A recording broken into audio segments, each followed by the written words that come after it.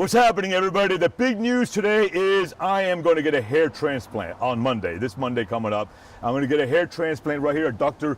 Ricardo Mejia's office in Jupiter, Florida, which is an hour and a half north of Miami. And Dr. Mejia is the brother of Blanca Mejia. Blanca Mejia is my good friend in social media, and he agreed to do it free of charge in exchange for me maintaining a blog and documenting my experiences through my videos, my photos, and my writing.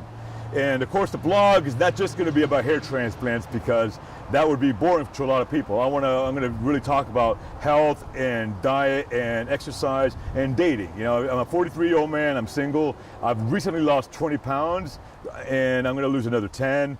And I am basically, the blog is going to be about a 43-year-old man who's headed into middle age, and he's going to try to maintain his youth as much as possible.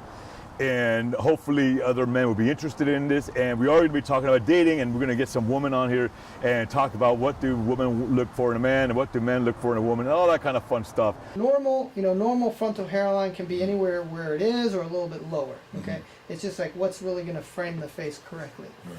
And just as a general rule, and there's many different guidelines, but we've done studies looking at where hairline should be. But in some men, hairlines are, between 5 and 7 centimeters from the eyebrows. Okay. Now your face typically is divided up into thirds, one from the chin to here, which is roughly about 8.5 centimeters there, almost 7 centimeters there. So 7 centimeters, almost puts you right about, here. Okay, raise your eyebrows. Okay. Plus you don't want to be really putting, raise your eyebrows again. Can you see where your eyebrows are? Yeah. You don't want to be bringing it low where you're putting hair into your your wrinkle folds, okay?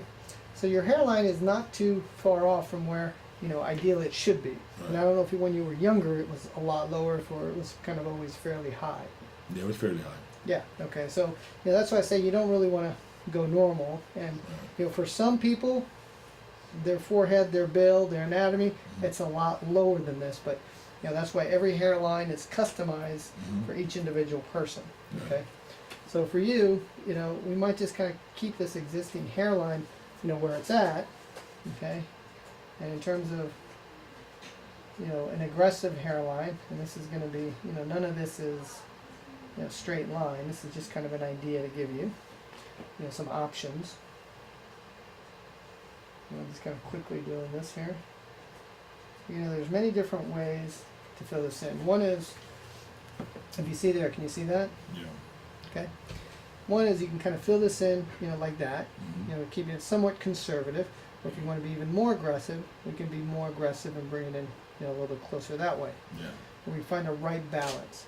But just putting in more hair here, just keeping it even conservative there, and filling in the density is going to make it look awesome. Yeah. Okay. So really, a lot of it depends on what your goals are and our discussion together in terms of how aggressive we want to be and what you're looking for. Yeah, well, I would like to be as aggressive as possible here. Okay, well, aggressive as possible, I'd probably say here. You don't need to put hair way down here. Right. Just by putting it here, you're going to get the illusion of that. And if you look at my hairline, for example, if you take a look at me, mine looks like it's straight across, but really it kind of goes up. Right. Okay, still. It's just the hairs are put up here. Right. So when you put hairs there, it will give you the illusion of coming even more down. Right. A lot of the mistake doctors make, and sometimes patients, is that they want to create this and they think that the hair should go right there, and that's not necessarily. You want the hairs angled in a certain direction so that they fall naturally, but you don't want to be putting hairs too far low. Okay, so let me see here. Yeah, so I think filling that in is going to give you more or less. And then the other thing is trying to fill this out here. See, because you've lost a lot. If you take a look on the side there, take a look at this. Here you've actually receded backwards. Okay, yeah. So we're going to try to rebuild some of this here. Okay, and in rebuilding this will bring it forward. Okay, yeah. So you've actually receded this way and you've receded this way, and our goal is to kind of bring it back like this. Right. Okay, so that would be the idea. All right.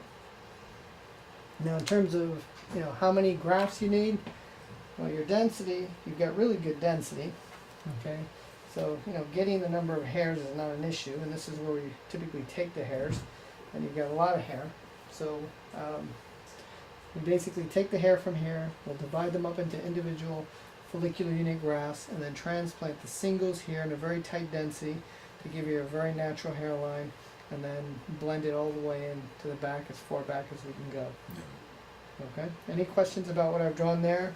And Is that, how many grafts do you estimate to be? well, you know, when we're doing this area, if we're trying to fill in not only this and everything back here, you can very easily do between 2,000 to 3,000 grafts.